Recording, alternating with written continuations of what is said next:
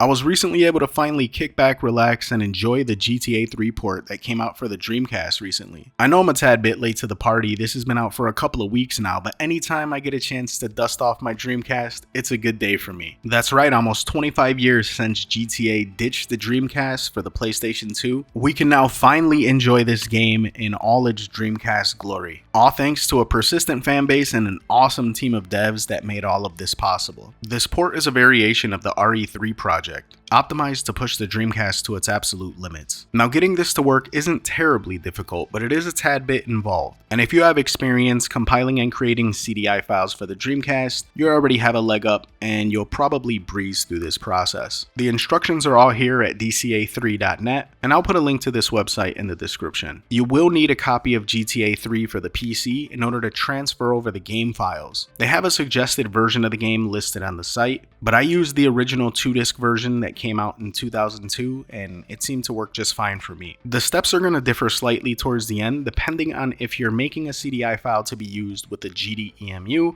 or if you're planning on burning it to a disk. I created and tried out both, and both seem to work just fine with the version of the game that I used. First things first, let's talk about the visuals. How does this game actually look on the Sega Dreamcast? The first thing you'll notice when starting the game is that the Dreamcast does not like trails. Trails are a mild ghosting technique that were really popular in the early 2000s for consoles like the PlayStation 2. Trails do an excellent job at blending in color and create this motion blur effect, which has really become synonymous with the iconic look of GTA 3, Vice City, and San Andreas. But for some reason, the Dreamcast does not handle this well at all. And it's really noticeable, especially when looking at the PS2 version by comparison. The developers included two different types of trails. You can alternate through them and try to figure out which one you feel looks best for you. But in all honesty, I feel for the best visual performance, you're better off just completely turning them off. With trails turned off, you can see that although it's a scaled down version, it's really not that far off from the PlayStation 2. The default resolution is 640 by 480, but you can enable widescreen mode. The game looks gorgeous by Dreamcast standards, but you will notice a few things that are slightly off. I noticed a few areas where the lighting was slightly off, as well as a couple of other minor graphical hiccups. Bear in mind, this is still a work in progress. Updates and improvements are going to continue to be made, and as great as the game looks, it's probably going to look even better in future releases. But in its current state, the game is completely playable from start to finish. Gameplay wise, the game ran solid, but there are a few things that are going to require some getting used to. Obviously, the Dreamcast controller is very different from a PS2 controller, and without the additional analog stick, you're going to have to hold down X in order to freely move the camera around. Initially, this feels a little foreign, but you get used to it pretty quick. And in all honesty, the camera does a pretty good job self-adjusting while driving a vehicle. When you're on foot, that's kind of a different story. It can get a little frustrating at times, especially when you got a lot of heat on you and you're engaged in an intense firefight. But overall, it's a minor inconvenience, and once you get the hang of it, you will hardly notice. But it's not all bad. In this version of the game, you actually accelerate, brake, and reverse using the triggers. In my opinion, this is actually a much better way to control the vehicle, and we actually see this control mechanic a lot with modern racing games. So it manages to feel a lot more current than it does dated. And considering the Dreamcast doesn't have the pressure-sensitive buttons that the PlayStation 2 controller did, this is a very welcome compromise. Now, I will say I did notice a difference in the way the GDEMU version played versus the disc version. While using the Dreamcast disc drive, you hear the poor thing struggling. You hear the laser doing double duty, and it shows. Mild stutters and brief periods of loading occurred a lot more frequently with the disc version than it did with the GDEMU version.